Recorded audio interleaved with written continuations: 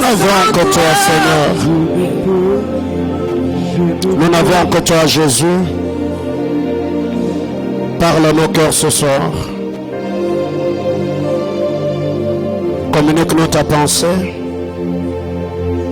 Transforme-nous à l'image de Jésus-Christ, le Fils de ton amour. Attends tes buts. Précieux Saint-Esprit, guéris ceux qui sont malades. Console les affligés. Restaure les vies brisées. Au nom de Jésus. Amen. On acclame le Seigneur. Gloire à Dieu. Alléluia. Nous vous saluons au nom de Jésus. Pouvez-vous m'aider à saluer votre voisin? Gloire au Seigneur. La presse, mon micro est lourd.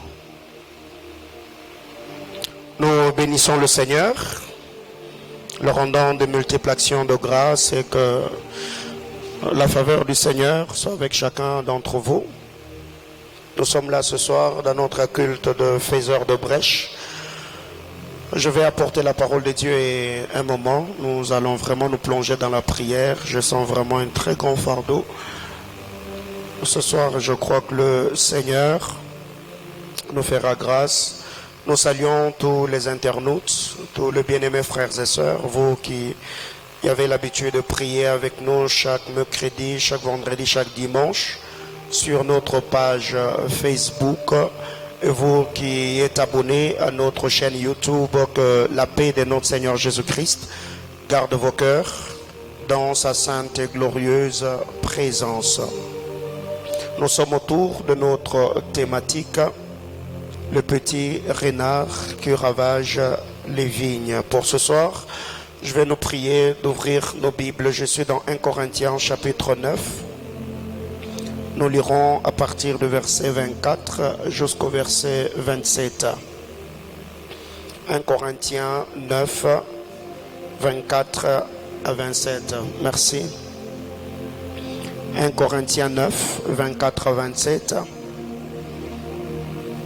Premier épître de Paul aux Corinthiens, chapitre 9, du 24e au 27e verset.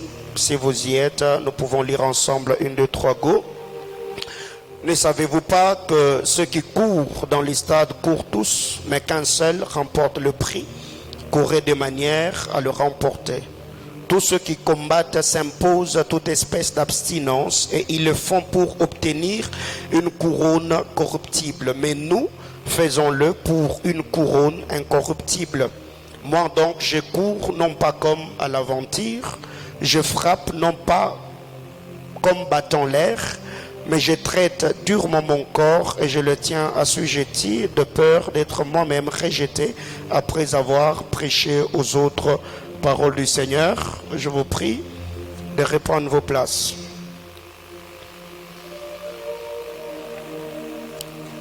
Le même texte dans la version français courant. Vous savez sûrement que le coureur dans les stades court tous, mais qu'un seul remporte le prix. Courez donc de manière à remporter le prix. Tous les athlètes à l'entraînement s'imposent une discipline sévère. Ils le font pour gagner une couronne qui se fane vite. Mais nous le faisons pour gagner une couronne qui ne se fanera jamais. C'est pourquoi je cours les yeux fixés sur le but. C'est pourquoi je suis semblable au boxeur qui ne frappe pas au hasard. Je traite durement mon corps et je le maîtrise sévèrement afin de ne pas être moi-même disqualifié après avoir prêché aux autres.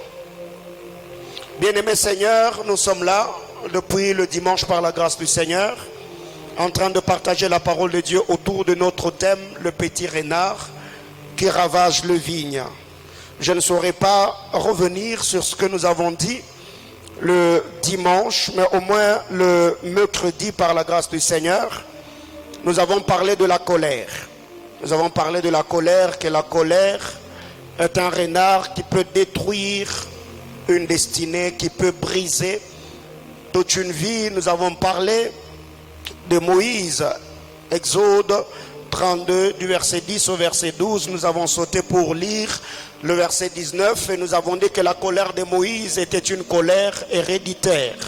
Parce qu'en lisant la parole de Dieu dans le livre de Genèse chapitre 49, quand Jacob était en train de bénir les 12 fils, il a parlé sur Lévi, il a parlé sur Ruben, maudissant leur colère parce que dans leur colère, ils avaient tué Sichem, fils de Hamor, qui avait enlevé et violé leur sœur Dina. Et Jacob était en train de dire que mon âme n'entre pas dans leur conciliambule parce que leur colère était cruelle. Et quand vous lisez la parole de Dieu dans Exode chapitre 2, la Bible déclare un homme de Lévi et une femme de Lévi se marièrent, se mirent ensemble et de cette union est sorti l'enfant qu'on appelle Moïse. Moïse, malgré que la Bible était en train de nous dire qu'il était l'homme le plus patient sur la terre, mais cet homme pouvait apaiser la colère de Dieu, mais il avait du mal à maîtriser sa propre colère. Et c'est autour de cette colère que Moïse même n'a pas pu entrer dans la terre promise parce que sa colère était violente. Et quand vous lisez la parole de Dieu dans Exode chapitre 32, la Bible déclare, c'est Moïse au sommet de la montagne, Dieu a taillé le pierre, il a posé son écriture dessus. Et quand Moïse descend au bas de la montagne, il a pu briser le travail de Dieu, l'investissement de Dieu. Et bien aimé dans le Seigneur, là nous avons dit que si par la prière, tu arrives à vaincre l'esprit de célibat, l'esprit de colère peut t'amener dans le divorce. Il y a beaucoup de gens aujourd'hui qui priaient, Seigneur, donne-moi une bonne femme, donne-moi un bon mari. Mais si par la prière, par le jeûne, par les autels, par le sacrifice, par beaucoup de choses que nous faisons pour avoir une vie au standard élevé, nous ne traitons pas les mauvais côtés de notre caractère, ce que nous avons gagné par la prière, on peut le perdre par le défaut caractériel, des choses qu'on nous a toujours reprochées, des choses que nous avons nourries petit à petit, et cela finit par devenir le caractère en nous et ça peut nous amener au désastre.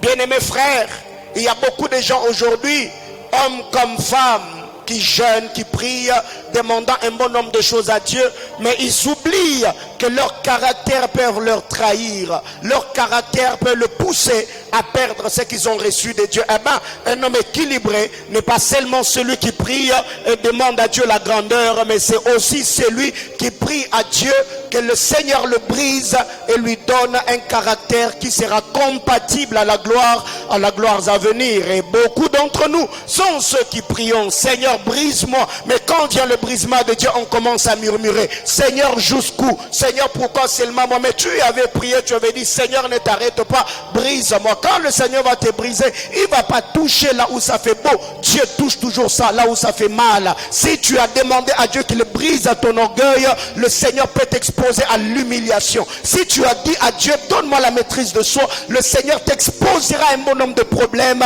qui vont vraiment te demander de te briser et de t'humilier. Bon nombre de choses sont ceux qui prient, bon nombre de personnes sont ceux qui prient, mais peu sont ceux qui s'abandonnent entre les mains du Seigneur pour que Dieu finisse le travail qu'il a commencé par son esprit. La deuxième des choses, nous avons parlé de mensonge. Le mensonge. Nous avons pris l'exemple d'Ananias et Saphira. Nous avons lu le texte de Proverbes chapitre 20, le verset 17. Ephésiens chapitre 4, le verset 25. Apocalypse chapitre 22, le verset 15.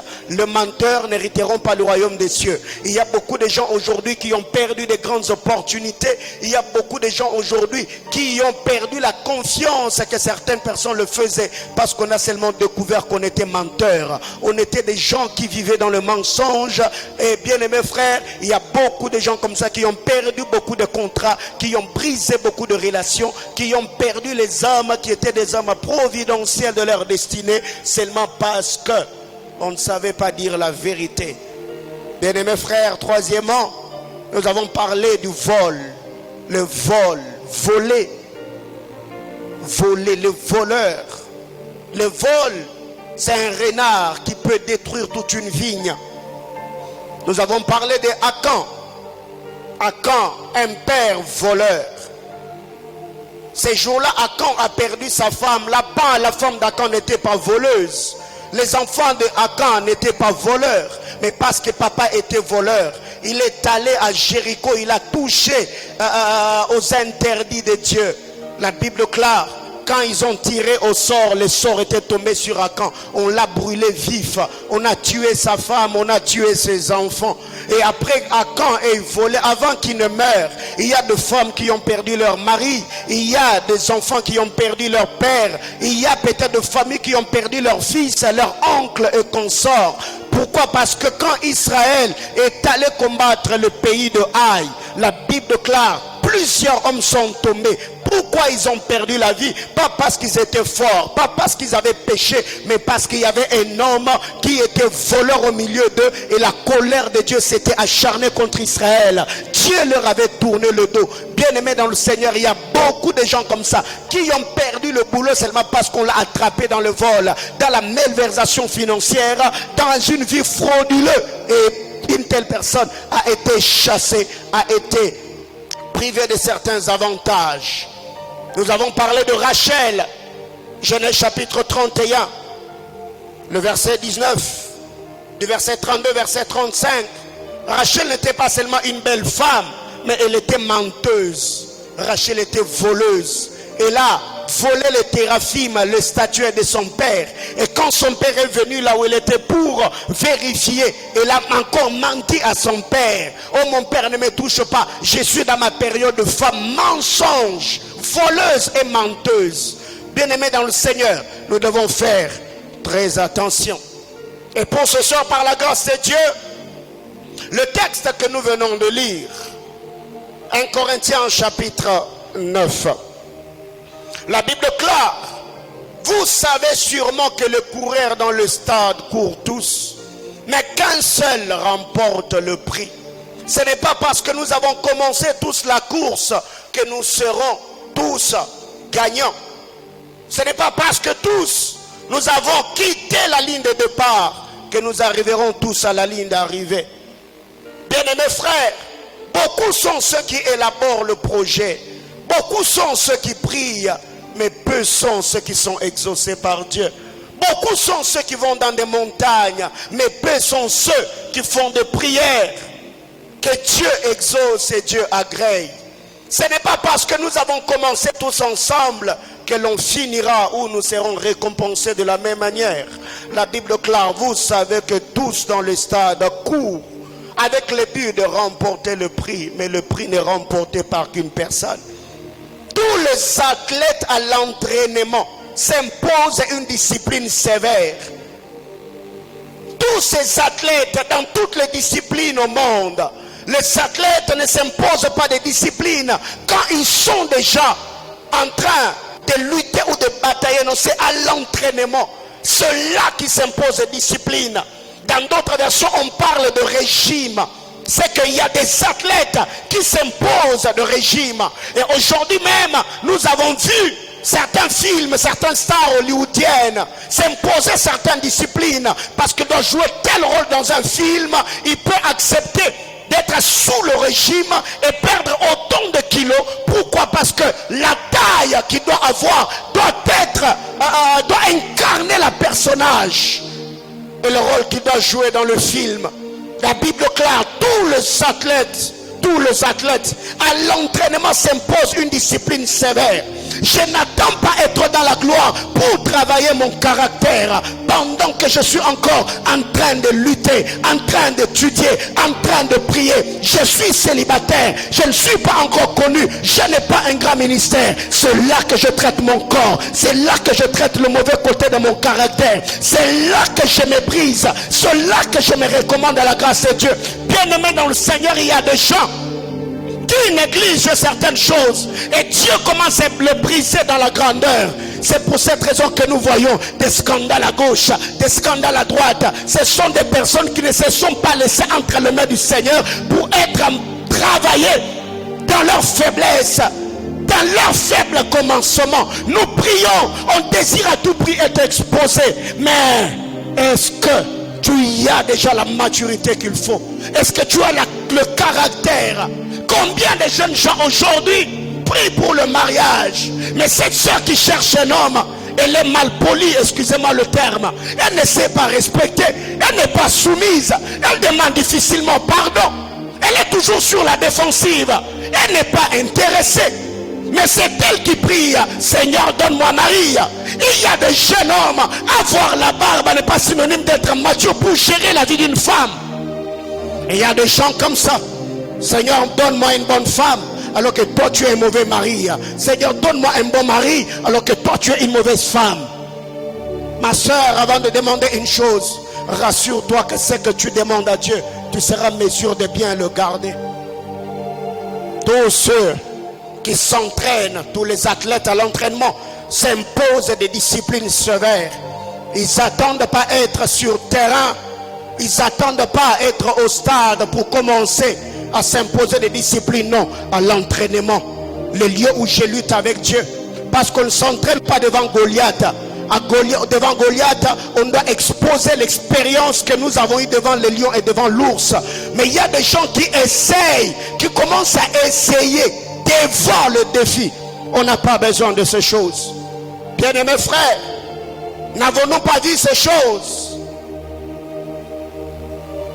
Le programme qui vient de passer de Madjabou et autres, nous avons vu des gens, quand vous voyez quelqu'un chanter, vous sentez que ces gars-là, vraiment, ils s'étaient préparés. Il y a quelqu'un dans le passé qu'on a dit, on a besoin de chanteurs. Bon, il dort, il se réveille, et il se pointe là, il commence à chanter. Et vous vous posez des questions, mais il habille quoi? Il fume quelle herbe? Et il y a des gens comme ça, même dans leur destinée, quand vous les regardez, vous posez des questions. Comment il a fait pour arriver là, avec ces genres de défauts, avec ces imperfections? Dieu fait grâce à qui il veut, mais c'est la grâce travaillée qui nous ouvre les portes de faveur. Dieu peut te faire grâce. Quand vous lisez Matthieu 25, tous ceux qui ont reçu le parabole de talent, celui-ci a reçu 5, l'autre en a reçu 2, et le troisième a reçu qu'un seul talent. Bien-aimés frères, c'est ceux qui ont fait valoir leur talent. C'est à ces personnes-là que le Seigneur a dit, entre dans la joie de ton maître. Autrement dit, c'est la grâce, le talent travaillé qui leur a ouvert les portes de faveur. Bien-aimés frères, ne te contente pas seulement d'avoir la grâce, il faut travailler cela. Tous ceux qui courent s'imposent à toutes sortes de disciplines. Ils le font pour une couronne qui se fane vite. Ici, quand vous lisez la parole de Dieu chez le grec, il y avait beaucoup de disciplines. Entre autres les Jeux olympiques. Et quand Paul utilise ces métaphores, c'est pour faire comprendre aux chrétiens de Corinthe ce qu'il voulait dire. Et tous ceux qui remportaient, on mettait sur leur tête des couronnes. Une couronne faite avec le feuille. C'est pour cette raison qu'ici Paul est en train de parler de faner. Tu as remporté la victoire, oui. Tu es vainqueur, oui. Mais on mettait sur la tête de la personne une couronne, mais cette couronne-là se fanait d'aussitôt. Mais ici Paul est en train de dire, mais nous ne courons pas pour remporter des couronnes corruptibles, mais nous courons pour remporter des couronnes incorruptibles. C'est pourquoi je cours, les yeux fixés sur le but. Je ne me laisse pas distraire par quoi que ce soit. Je travaille, j'ai un objectif. Peu importe le vent, peu importe le tempête, peu importe le marais, je reste focus parce que je sais que j'ai des objectifs que je me suis assigné. J'ai une mission à accomplir avec le Seigneur. Peu importe les tentations qui vont venir de gauche à droite, je ne me laisserai asservir à rien. Je vais me battre, je vais lutter, je vais me donner corps, âme, esprit pour satisfaire la joie de celui qui m'a enrôlé dans son armée. C'est pourquoi je cours, les yeux fixés sur le but.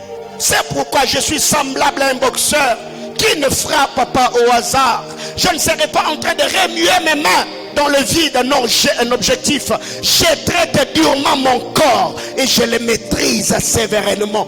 Il n'y a pas une grande destinée sans discipline. Il n'y a pas de grands exploits sans principe.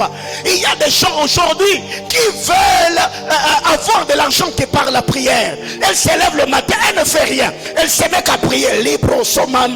Ma soeur, prie beaucoup, tu auras l'onction. Mais si tu ajoutes une discipline financière, si tu ajoutais le travail à ta vie de prière, le Seigneur te fera grâce. C'est pourquoi je salue toutes ces femmes qui font suyer leur corps, toutes ces femmes qui font tourner leur cerveau. Elles se lèvent le matin, elles réalisent de grands exploits. Et il y a d'autres même qui sont dans de carrières minières en train de chercher de l'argent. Mes soeurs, coup de chapeau à vous. J'encourage une telle femme que celle qui prend des vitamines pour grossir et attire les hommes. La Bible déclare, tu mangeras à la sueur de ton front, pas à la sueur de ton corps. Il y a des femmes aujourd'hui qui commettent l'impudicité et la prostitution en disant oh non, parce que je n'ai pas d'argent. Qui d'entre nous peut prendre du poison parce qu'il a soif? Personne. Et le texte que nous avons lu le mercredi, la Bible déclare un voleur qui a volé pour calmer sa faim, il ne sera pas impuni. Devant le trône de Dieu, chacun d'entre nous rendra de compte. La Bible déclare, je traite durement mon corps et je le maîtrise sévèrement afin de ne pas être moi-même disqualifié. Bien-aimés frères, entre toi et ton corps, qui est le maître? Qui dirige ta vie? Il y a des gens aujourd'hui, comme je l'ai toujours dit, un homme qui a une vie de jeune n'est pas celui qui donne à son estomac quand l'estomac a besoin de manger. Mais c'est l'homme qui mange parce qu'il sent que c'est l'heure de manger. Il y a d'autres personnes qui ne s'arrivent pas à jeûner parce que jusque-là, quand l'estomac réclame, vous lui donnez à manger. Mais si tu peux apprendre à discipliner ton estomac, tu peux également garder ton corps à genoux pendant 2 heures en train de prier. Pourquoi? Parce que c'est toi le maître. Bien-aimé, avoir une grande destinée, un faible caractère t'exposera au désastre. Une grande destinée, un faible caractère, tu ne feras pas long feu. Il y a des esprits qui opèrent. On parlera de cela dimanche. Il y a des entités spirituelles qui suivent les oins, qui suivent leur onction et qui détruisent des destinées. Bien-aimés frères, imagine-toi si on prenait les moteurs de la Majorus, on mettait dans le Carina. C'est comme cela. Une très grande destinée, un faible caractère. Très grande destinée, des petits principes. Et tu verras qu'une telle personne, tu tourneras en rond et demain tu te retrouveras dans un cercle vicieux. Pourquoi? Parce que tu fouleras aux pieds la grâce excellente que le Seigneur t'a faite. Ceux qui savent qu'ils ont des grandes destinées, ils sont durs avec eux-mêmes. Bien-aimés frères, beaucoup de légalistes, ceux qui vivent dans le libéralisme, des gens qui tolèrent tout, ils ne savent pas se discipliner, ils ne savent pas se tenir dans le carreau. De telles personnes n'iront pas loin. Ceux qui savent qu'ils ont de grandes destinées, ils sont durs avec eux-mêmes. Leur vie est faite de principes et de discipline personnelle. Ils n'ont pas besoin que quelqu'un le court derrière, parce qu'ils savent que sans le principe, sans les disciplines, Dieu va les abandonner et leur vie ne servira à rien. Ceux qui ont une grande destinée agissent en fonction des responsabilités qu'ils ont, pas en fonction de leur âge. Bien-aimés frères, quand Dieu t'élève, nous on n'a pas besoin de ton âge, on a besoin de la maturité qui va avec la responsabilité que tu as. Alors il y a des gens comme ça, élevés, mais quand vous les regardez, ces actions sérieuses, vous lui posez la question, mais il est gamin. Et les gens qui te faisaient confiance, ils trouvent en toi que tu es tellement trop enfant. On commence à te traiter comme un enfant. On commence à te traiter comme une petite fille qu'on donne des ordres, fais ceci, fais cela. Non. Quand tu sens que Dieu t'élève, Bien-aimés frères, il faut agir et réagir en fonction des responsabilités, pas en fonction de tes émotions, des sentiments. Imaginez-vous demain, après-demain, tu entres dans votre maison et tu vois papa, tu lui dis papa, on m'a chassé de l'école parce qu'on a besoin d'argent. Et papa se met à pleurer. Quel sera ton sort? Non. Les hommes promettent toujours, même quand il n'y a rien.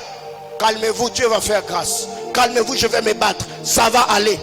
Alors combien d'entre nous aujourd'hui ont de très grandes responsabilités dans la vie séculière? Que ce soit dans le ministère, que ce soit dans les affaires, dans les entreprises. Mais quand vous regardez leur manière d'agir, vous posez des questions. Non, non, il est trop enfant. Ici, je ne suis pas en train de parler de l'âge. Tu peux avoir une barbe blanche, mais ici, tu es enfant.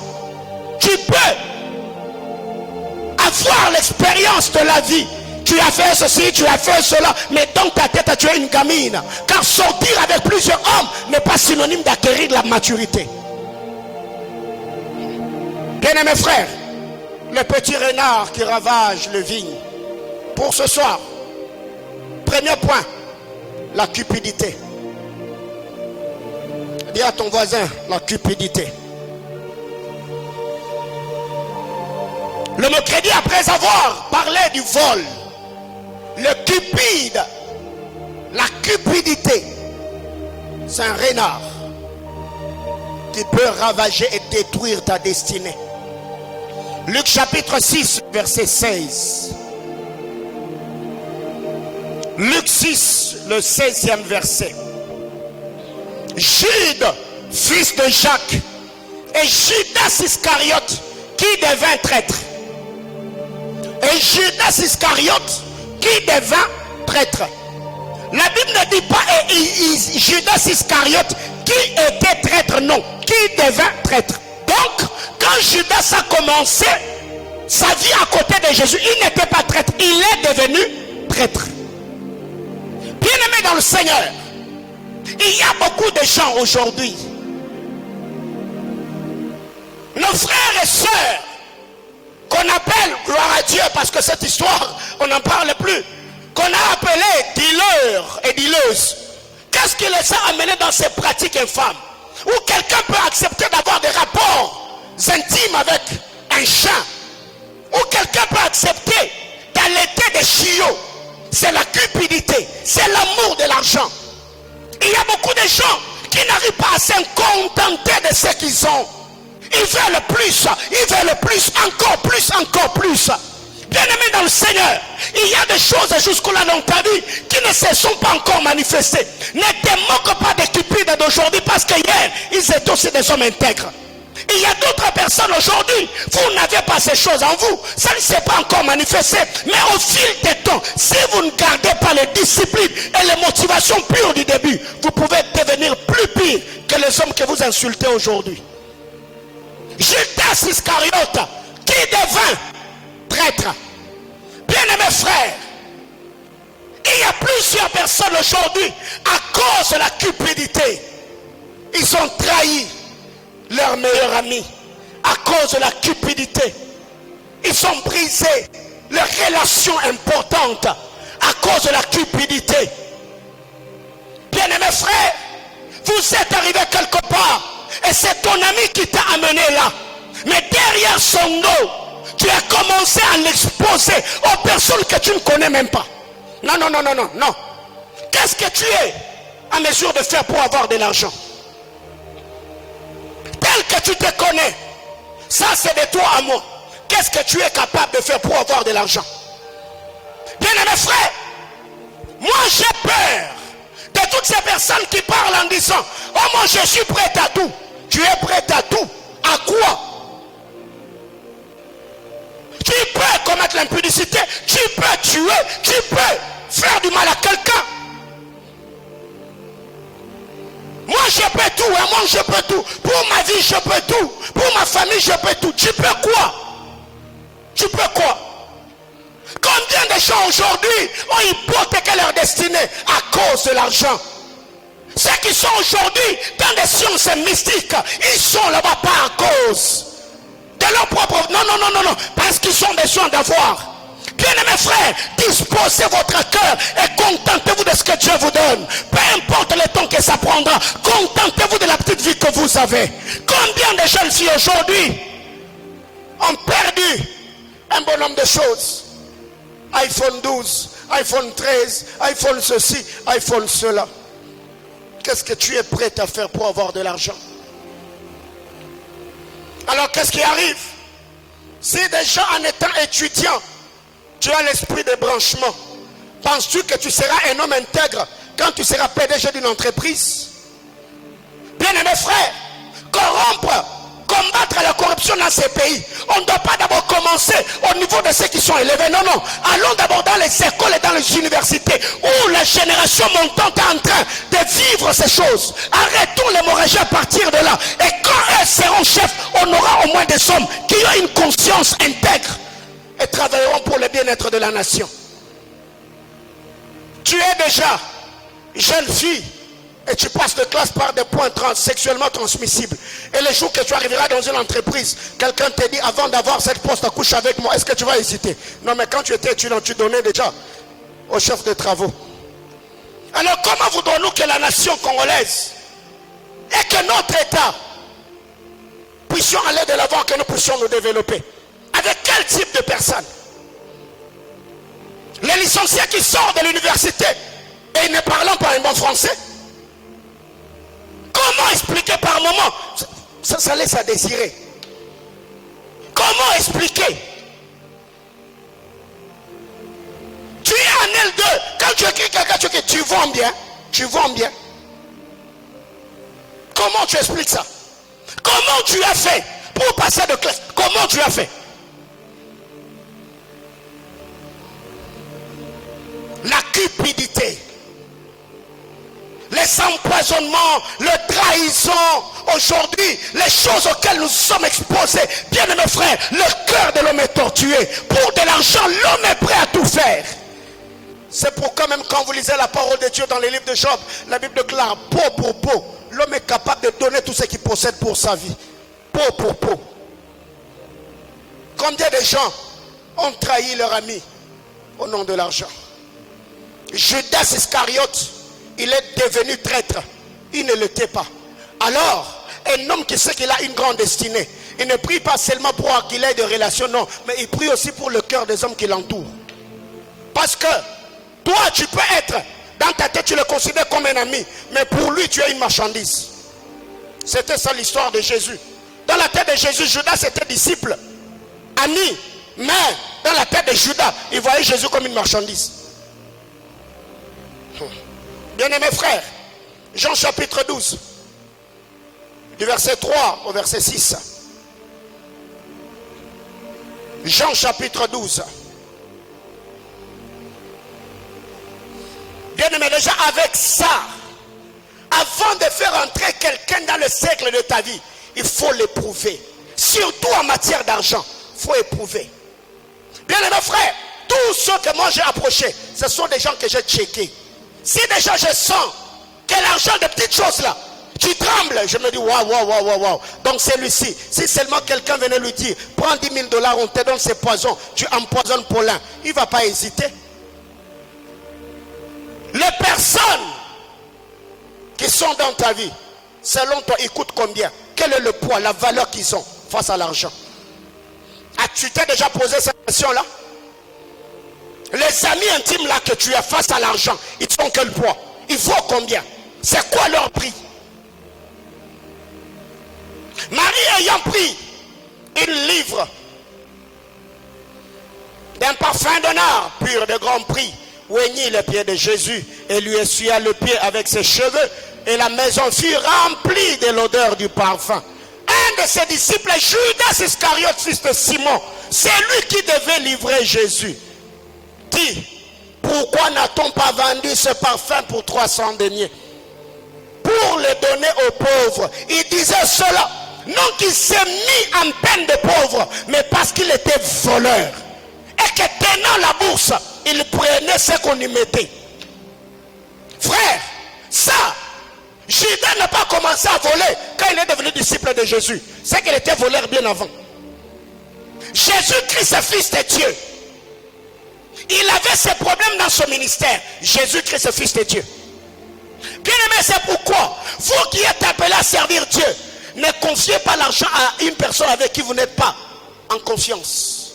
Quelqu'un en qui vous n'avez pas confiance, ne lui confiez pas de l'argent.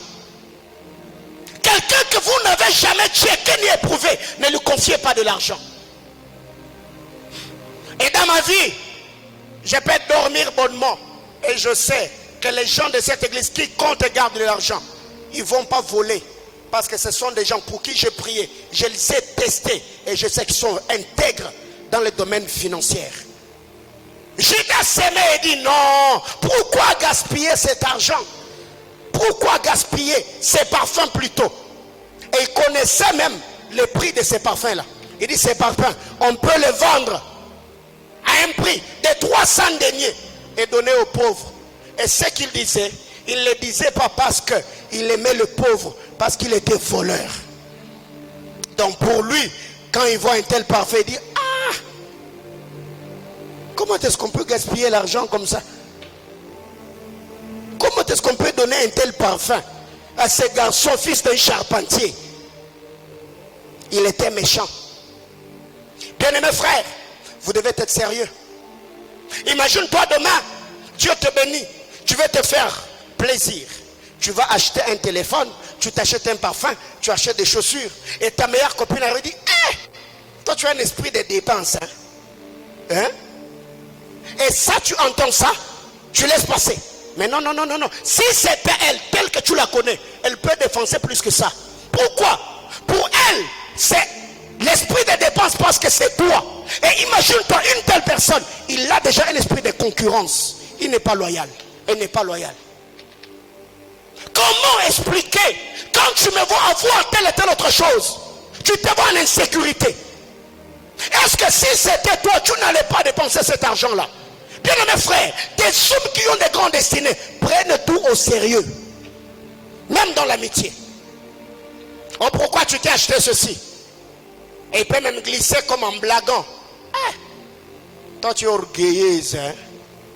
Tu as acheté seulement parce que tu m'as vu aussi avec ça. Et tu laisses passer. Frère, la Bible déclare le cœur de l'homme est comment? Est tortueux. C'est de l'abondance du cœur que la bouche fait quoi? Parle. Et vous tapez même, tapez. Et vous mettez avec quelqu'un. Et il faut faire très attention. N'avez-vous pas vu des vidéos sur le net qui sont devenues virales? Où les amis se sont empoisonnés? Où des copines se sont fait du mal? Bien aimés frères, les petits renards qui ravagent de destinée, la cupidité.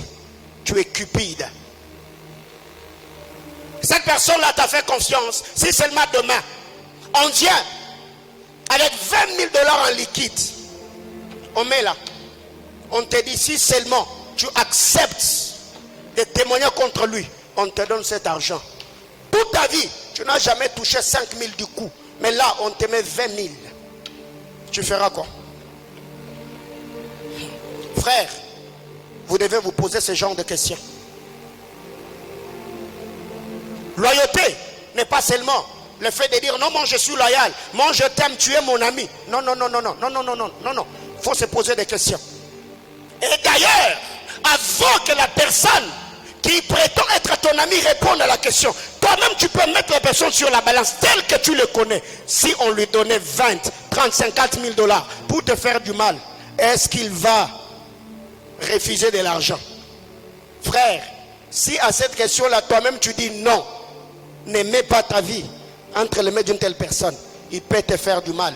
Tu es liquidé, lui reste avec l'argent.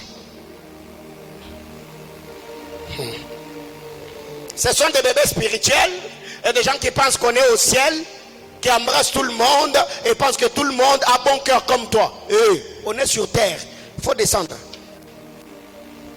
Là, on ne dit pas au ciel, hein? On est sur terre, il faut redescendre sur terre.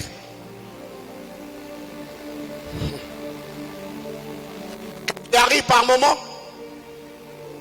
la femme de Potiphar avait besoin d'aller avec Joseph.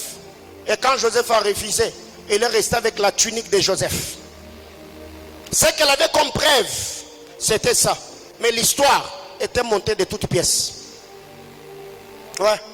Quelqu'un peut venir avec une image. Ça, c'est ce qu'on m'a fait. Mais quelles sont les motivations? C'est pour cette raison qu'un bon nombre de choses, surtout ce qui s'est passé récemment à Kinshasa, je ne me mêle pas. Parce que le cœur de l'homme est tortueux. Quand quelqu'un se permet de passer à la télé et dire on a fait. Ben, tu as 15 ans, tu as 16 ans. Est-ce qu'on t'a violé? Non, tu as consenti. Pourquoi? Le problème, la première fois quand vous l'avez fait, tu n'as pas dénoncé. Tu as fait. Et après, tu viens maintenant nous embrouiller. Il faut arrêter ça. Et nous voyons des gens s'ingérer dans des problèmes dont vous ne connaissez ni tête ni queue. Oh, frère, il faut se taire. Quelqu'un comprend de quoi je parle? Il faut se taire, ne te mêle pas. Place Babanaki. Yo zalagite. Pourquoi tu vas entrer dedans? Avec tout ce que toi tu as là comme problème. Pas problème, non, pas défaut, non, travail, on a monté. Ok, nous comptons ma caméra. 2. L'incontinence.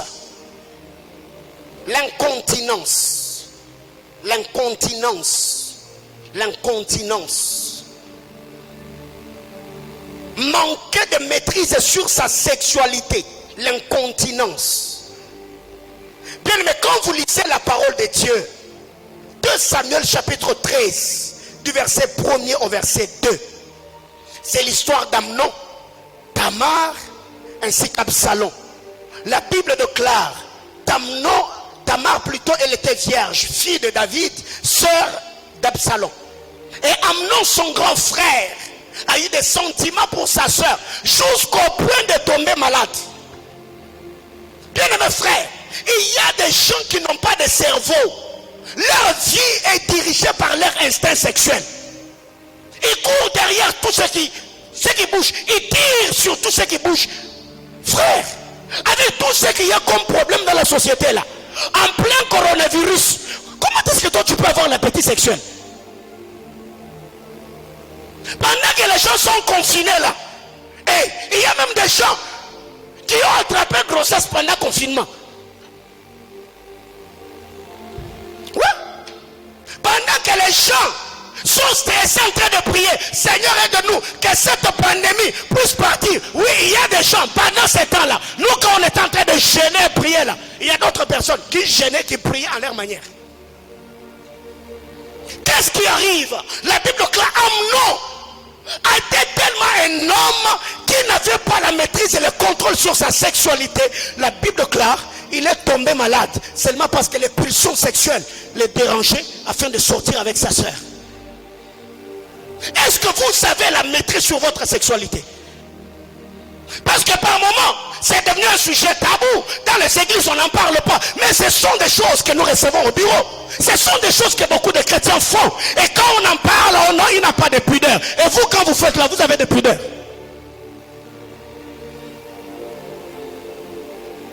Qu'est-ce qui arrive? Quand vous lisez cette histoire, ma soeur, mon frère, tout homme qui te désire ne t'aime pas nécessairement. Toute femme qui te désire ne t'aime pas sincèrement. Ici, quand vous regardez Amnon, vous allez dire waouh, il aime sa soeur à mort. Comment est-ce que quelqu'un peut aimer une femme jusqu'à tomber malade? Non, mais lisez l'histoire jusqu'en bas.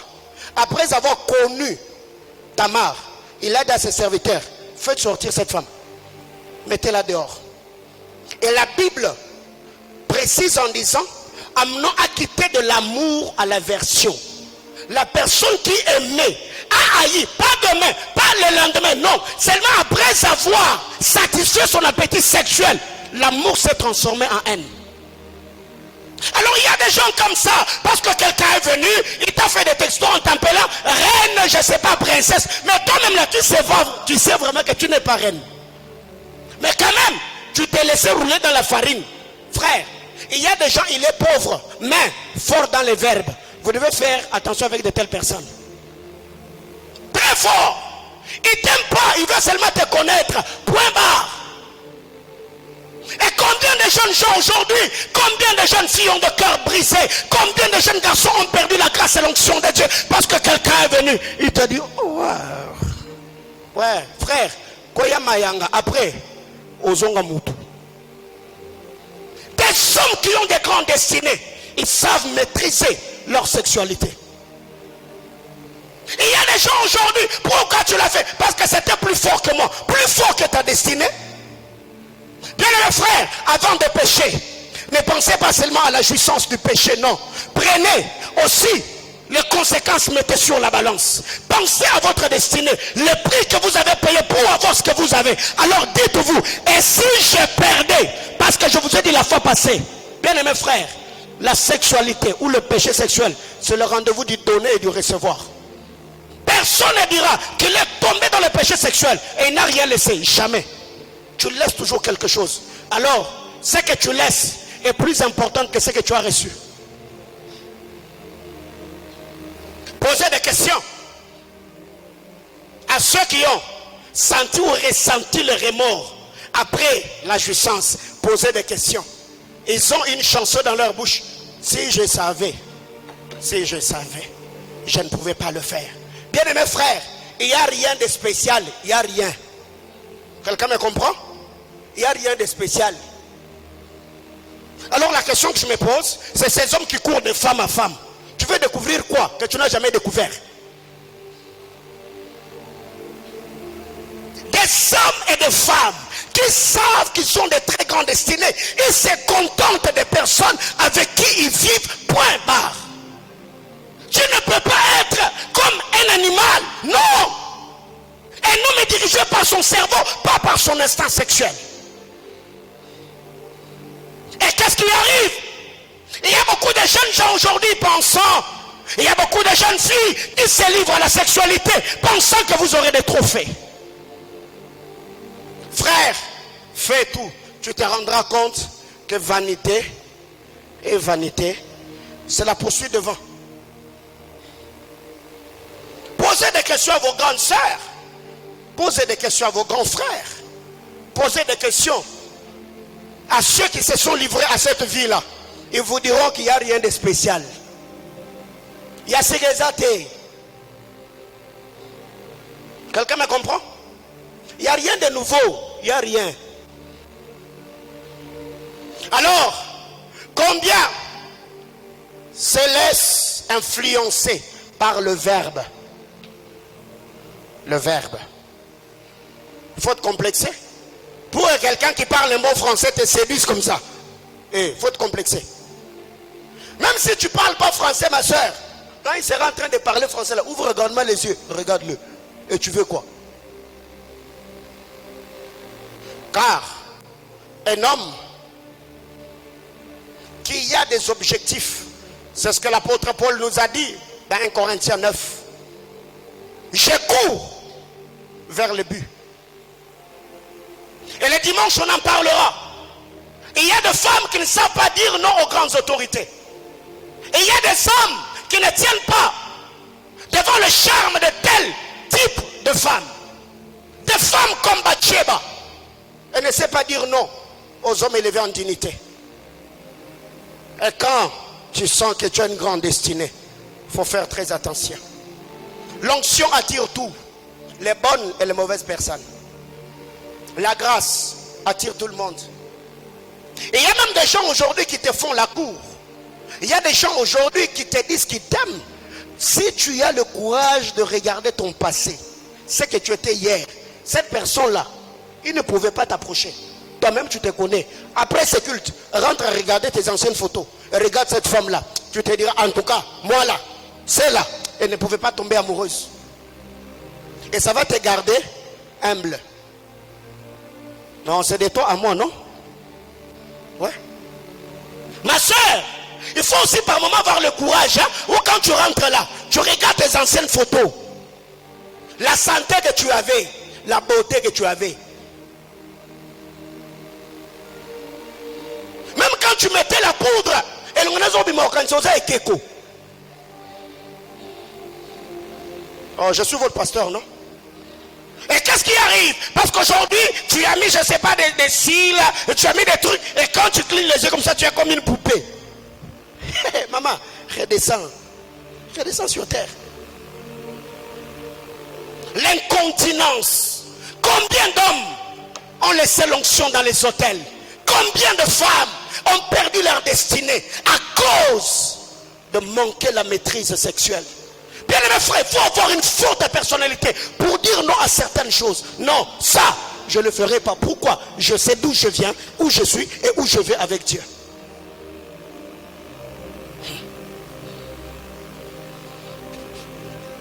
Il y a des gens, quand elle vient, tout ce que tu as vu, c'est sa silhouette. Tu as dit, oh my God, quelle femme. Oh, regarde derrière elle. Tu te rendras compte. Non, non, elle n'est pas seule. Ça, c'est ce que j'aime avec le langage d'Élisée. Quand les envoyés du roi Akab sont en train de venir, il a dit non, j'entends les pas de leur maître derrière eux. Ils ne sont pas seuls. Derrière eux, il y a une très grande autorité qui vient pour m'attaquer. Ouais. Derrière chaque... Il y a des femmes qui ont une mission bien précise. Il y a des hommes qui ont des missions bien précises. Qui, au-delà de l'odeur de son parfum, au-delà de son éloquence, au-delà de son style vestimentaire, tu peux dire derrière lui, il y a un esprit qui veut me mettre par terre. Alors, je ne tomberai pas. Il faut avoir une forte personnalité. Et il y a des gens comme ça. Et quand tu lui poses des questions, et tu es sorti avec combien de filles? Combien de filles? Et je ne sais pas. Et il pense que c'est la fierté, c'est la gloire. Tu es sorti avec combien d'hommes? J'ai joué. Hein? Où j'ai joué? Avec ton âge là, où j'ai joué? Et une telle personne, quand elle se met à prier, oh Seigneur, aide-moi, je vais avoir un homme spirituel. Toi-même, la tasse spirituelle.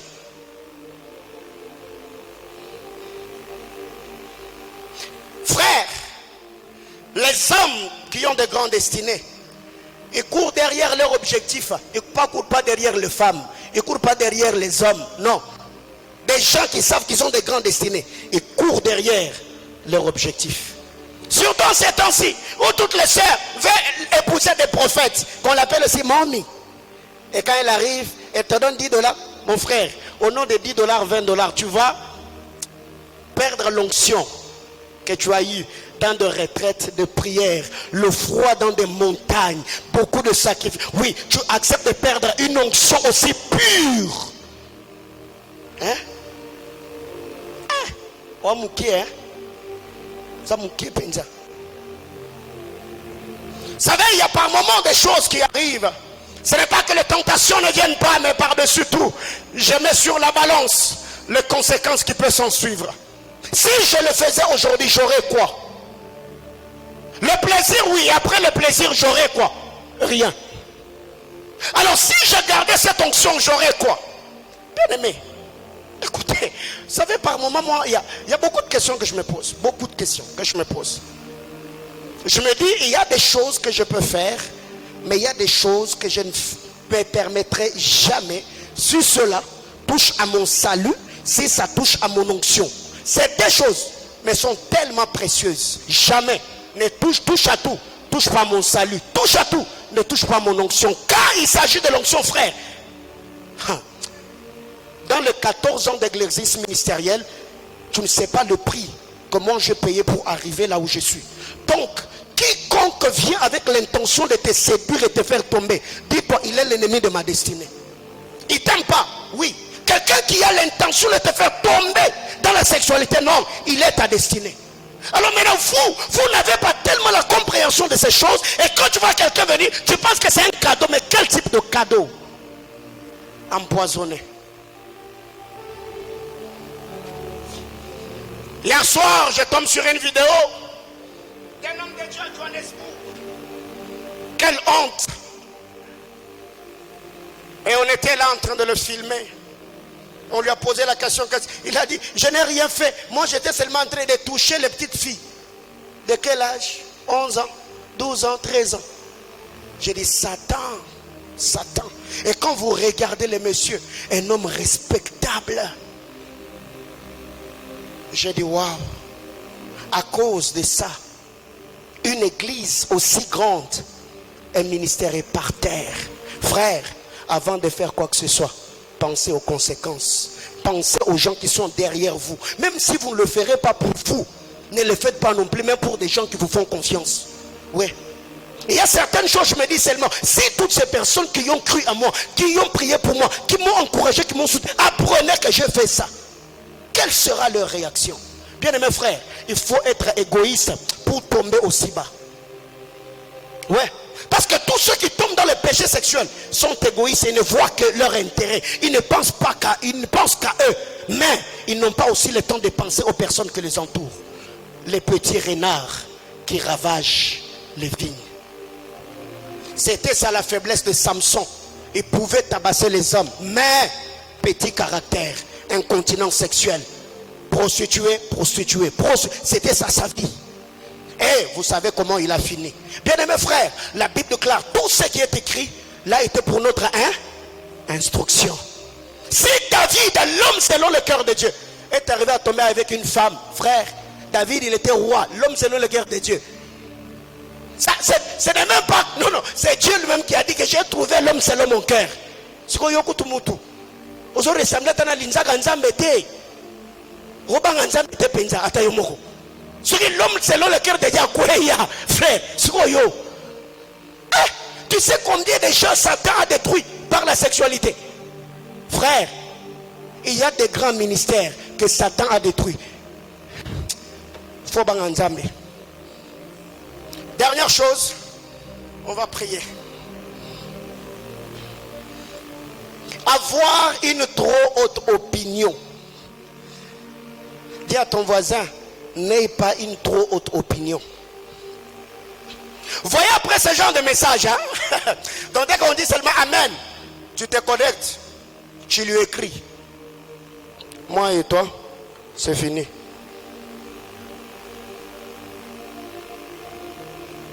Pourquoi? Tu m'aimes pas. Qu'est-ce que je fais? Tu es l'ennemi de ma destinée. Pourquoi? Parce que tu me fais pécher. Ça s'arrête là. Je refuse, ne me vois plus, ne m'écris plus et tu les bloques. Ce n'est pas qu'après ça, tu le fixes rendez-vous, j'ai besoin qu'on parle. Et quand vous voyez, oh non, tu vois, le pasteur a dit. Oh non, c'est Dieu qui est en train de te parler. Après tu commences à pleurer. Tu sais, je t'aime beaucoup, je n'ai pas envie de t'abandonner. Et il te dit, fais-moi un câlin. Il te fait un câlin. Après vous faites des câlins. Après maintenant tu vas, oh daddy, imposez-moi les mains. Tantine, mais en gros, Yanine. N'assemble ya tabato bazana ba rhumatisme te bato bazana ba problème ba tension te na yopé. Romains 12, le verset 3.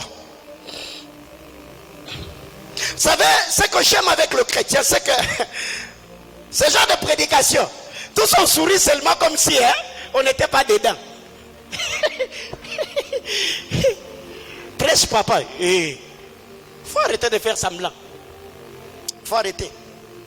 Il y a des gens comme ça. Les vols là, tu ne vas pas les trouver dedans.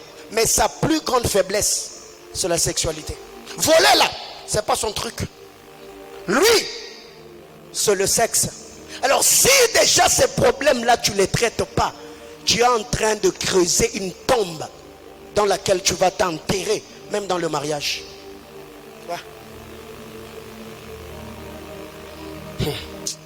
Beaucoup de choses à dire sur ce sujet. Je m'abstiens.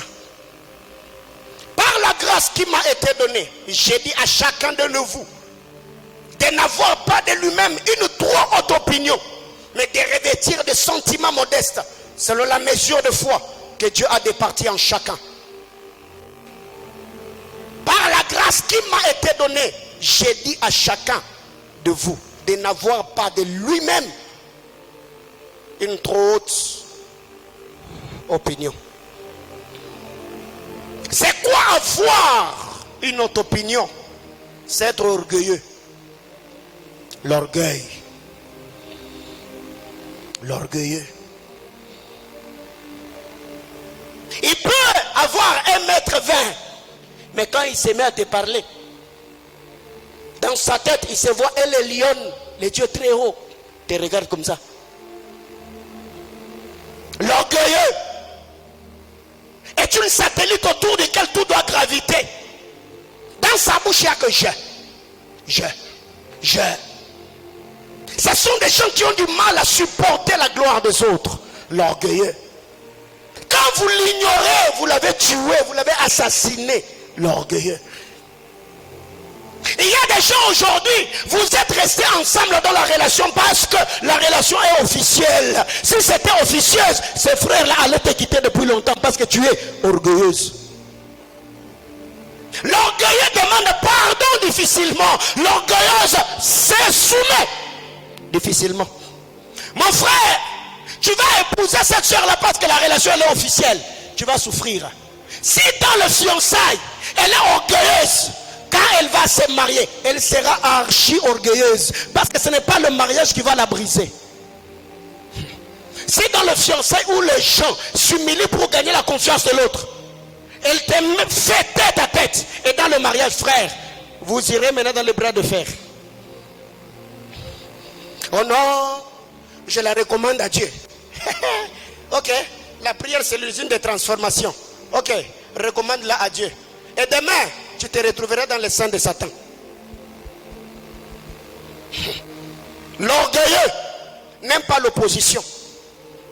Un orgueilleux veut que les hommes fassent toujours ce qu'on dit. Le jour que quelqu'un vient te dire non, là aussi tu n'as pas bien fait. L'orgueilleux est mal à l'aise. Comment est-ce qu'ils ne m'ont pas reconnu?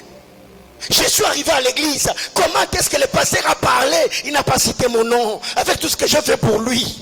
L'orgueilleux. C'est quelqu'un, même quand vous êtes en train de parler, tu peux reconnaître l'orgueil de quelqu'un, même seulement dans sa manière de regarder. Toi tu es en train de parler, elle est en train de regarder les ongles. Tu disais, alors que toi tu parlais des choses sérieuses. Toi tu es concentré, tu parles de la destinée, elle est en train de chatter. C'est ma tour. Nous on a chiquilla. Et tu dis alléluia. Mon frère, prends tes clics et tes claques par. L'orgueilleux. Frère, tu donnes l'impression d'être spirituel, hein? Je t'attends. Levez place dans un rabbinot. Daddy, ou tu hein? L'homme prudent voit le mal de loin et fuit. Il ne se cache pas. Il fuit. L'orgueilleux, il pense toujours que les autres sont rien sans lui. L'orgueilleux. Et ceux qui sont orgueilleux aiment toujours s'entourer par ceux qui n'ont pas ce qu'ils sont, ce qu'ils ont. Et ceux qui n'ont pas, qui ne sont pas ce qu'ils ont. Oui. Quand lui est licencié, il veut s'entourer toujours par les diplômés des 6. Toi qu'on s'habille bien. C'est pour cette raison que vous allez vous rendre compte. Beaucoup de filles claires aiment s'entourer toujours par des filles noires qui ont un teint sombre. Pourquoi? Il y a 100 watts nabinouti. Le soleil qui éclaire votre ténèbre. Ouais. Je suis venu parler.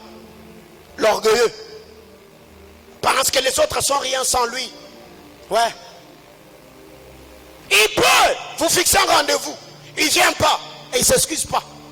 Non, j'étais trop occupé, mais c'est toi qui nous avais fixé ce rendez-vous. Oui, excuse-moi. Ce n'est pas parce qu'il est désolé. Il a dit excuse parce que c'est un mot qui existe. L'orgueilleux. Bien mes frères, dans une amitié, si tu sens que c'est toi qui donnes le plus, frère, même au nom de ta dignité, ta personnalité, retire-toi bonnement pour garder ta personnalité. C'est toi qui écris toujours. C'est toi qui appelles toujours. C'est toi qui rends toujours visite. C'est toi qui as besoin d'avoir les nouvelles de l'autre. C'est toi qui commandes ses statuts. Mais lui-même quand tu publies, frère, viens à mon côté. Hein? Oui. Tu m'écris, je t'écris. Tu m'appelles, je t'appelle. Tu t'intéresses pas à moi. Ce n'est pas que je te déteste ou j'ai un problème avec toi. Non, je me dis seulement pour moi.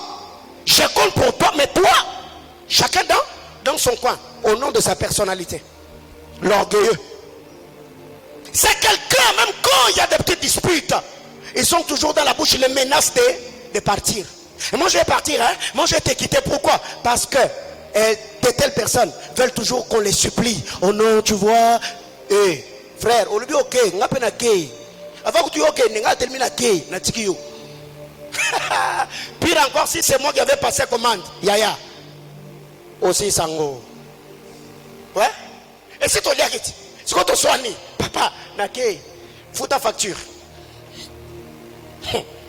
Ce sont des personnes. Quand oh non, tu vois, et d'ailleurs dans cette relation, si je suis là, c'est parce que Ok. Il y a toujours des menaces de départ. Moi j'ai été quitté, hein. Et si tu fais encore, j'ai été quitté. Pourquoi? Tout le temps, fais qu'on supplie. Oh non, tu vois, faut pas me quitter. Tu n'es pas Jésus, tu n'es pas le Saint-Esprit, tu n'es pas l'onction. Donc, d'abord, moi j'ai besoin d'argent. Si toi tu veux partir, papa, pars. Mais au moins, j'ai besoin d'argent. Alors qu'est-ce qui arrive?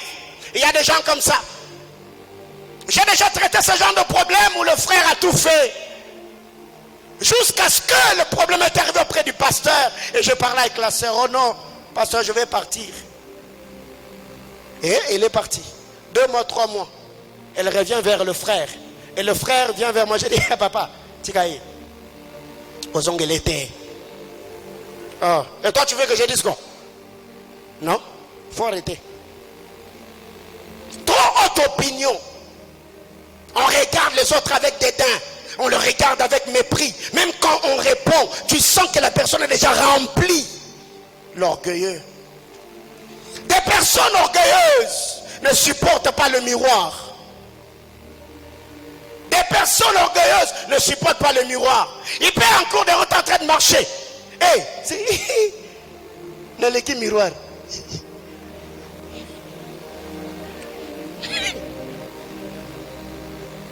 L'orgueil. Quand elle est habillée et que vous ne faites pas de compliments, c'est comme si vous l'avez déshabillée en plein air. Et moi j'ai des gens comme ça dans ma vie. Quand après un service il a prêché, la puissance de Dieu s'est manifestée. Et on a eu quelqu'un comme ça dans la vie. Et il vient toujours. Lui il dit rien. Bien seulement il vous regarde. Il attend maintenant que vous puissiez commencer. Et quand vous ne commencez pas, maintenant il vient sous l'apparence d'humilité. Ah mon cher, comment était le culte d'aujourd'hui? Orgueilleux. Toyebio. Ouais. Et quand il vient, c'est pas pour que vous puissiez dire non, non, gloire à Jésus. Non, non, c'est pour que master, c'était fort. Au Beti Bango, au Bambi Bango, il a besoin de ça. L'orgueilleux. Quand on ne lui fait pas de compliments, l'orgueilleux se sent mal à l'aise. L'orgueilleux est une satellite autour de quel tout doit graviter. Quand on était, c'est ça le langage du diable. Je monterai, je m'assierai. Sémence. L'orgueil. Ils aiment conduire les autres alors qu'eux-mêmes ne vont nulle part. L'orgueilleux. Ils veulent conduire les autres. Quand il arrive quelque part, il veut être berger. Il veut être berger. Président de tel et tel autre mouvement. Mais sa propre vie, il ne va nulle part. Il ne maîtrise pas ni les tenants, ni l'aboutissant de sa vie. Mais c'est lui qui veut diriger la vie des autres. L'orgueilleux. L'orgueilleux ne supporte pas les autres. Ne supporte pas voir les autres avoir ce qu'il a. Bien-aimés frères, ça, c'est la sémence d'Achitophel. Un homme important dans la vie de David. Le jour qu'Achitophel a donné un conseil à Absalom, 2 Samuel chapitre 15. Un jour, Achitophel a donné un conseil. Absalom et son équipe, ils ont refusé le conseil d'Achitophel. La Bible déclare, Achitophel s'en alla, il mit la corde au cou et il s'est pendu. Il s'est tué. Pourquoi? Parce qu'on a refusé son conseil. Imbu de lui-même. Ma soeur, dans votre relation, quelle est la dernière fois que tu t'es humilié et tu as fait le premier pas pour réconcilier? Mon frère, quelle est la dernière fois que tu as fait le premier pas pour chercher la réconciliation? Pas seulement dans des relations amoureuses, mais aussi dans l'amitié.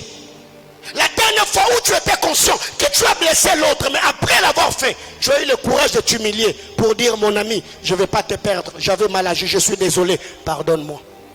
Ah non, il peut partir. Frère, il y a des gens, quand ils te quittent, ta vie s'éteint. Absalom a quitté David, n'est-ce pas? David s'est mis à prier. Il dit, Seigneur, rends nul et sans effet le conseil d'Achitophel. Bien-aimé frère, ces gens de prière, tu peux quitter quelqu'un avec l'onction. Il fait une prière et ton onction peut s'éteindre. L'influence et l'impact que tu avais, c'est parti. David l'a fait. Pour toute la vie d'Achitophel, la Bible déclare le conseil d'Achitophel valait la parole de Dieu. Quand Achitophel vient, il donne un conseil. Donc, même si un prophète venait, la parole, le conseil d'Achitophel avait le poids de la prophétie dans la balance spirituelle. Mais quand David fait la prière, je vais lire et on va prier. 2 Samuel chapitre 15.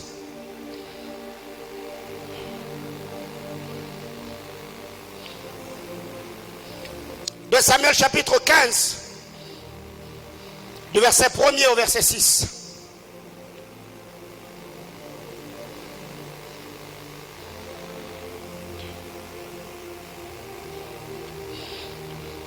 Le dimanche, je parlerai de la relation de David et Absalom, son fils. Quand vous lisez cette histoire, David, quand il a appris qu'Achitophel est avec Absalom, David s'élève. Il fait cette prière. Il dit, Seigneur, anéantis le conseil d'Achitophel. Anéantis le conseil d'Achitophel.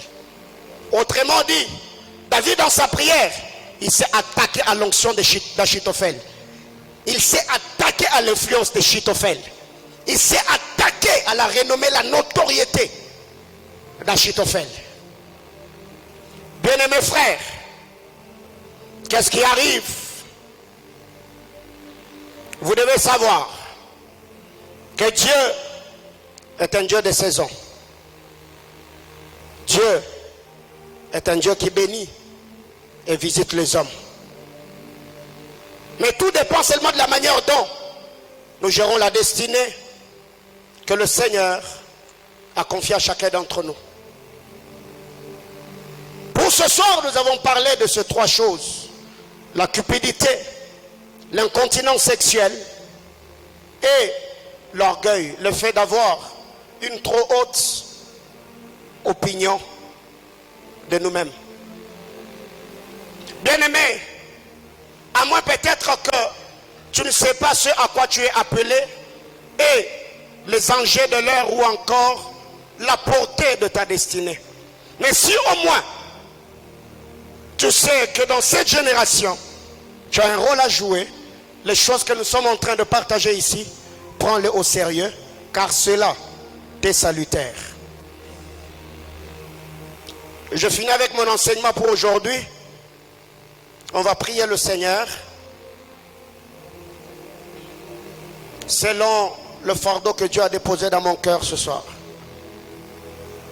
Je suis dans Jean chapitre 12, le verset 26, la dernière partie.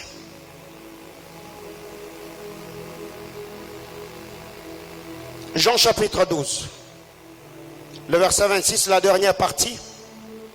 Si quelqu'un me sert, qu'il me suive, et là où je suis, là aussi sera mon serviteur. Si quelqu'un me sert, le Père l'honorera. Comme le Seigneur me l'a recommandé la semaine passée, je crois la semaine écoulée pendant que j'étais ici en retraite. Donc chaque mercredi, chaque vendredi, au plus tard 11h, je suis ici à l'église enfermé dans mon bureau en train de prier et préparer les cultes. Et aujourd'hui, alors que j'étais en train de prier, le Saint-Esprit m'a conduit vers ce verset. J'ai prié pour autre chose. Et j'ai senti ce verset retentir dans mon esprit. Et quand j'ai ouvert ma Bible, je suis tombé là-dessus.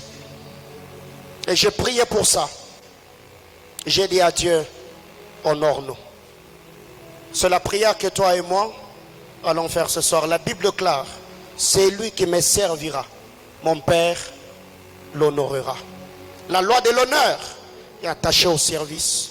Servir Dieu n'est pas seulement être là en train de chanter, non. Servir Dieu, c'est beaucoup de choses. Quand tu pries, quand tu adores, quand tu loues, tu donnes tes offrandes, tu payes tes dîmes, tu contribues à l'œuvre de Dieu, tu es en train de servir le Seigneur. Et aujourd'hui,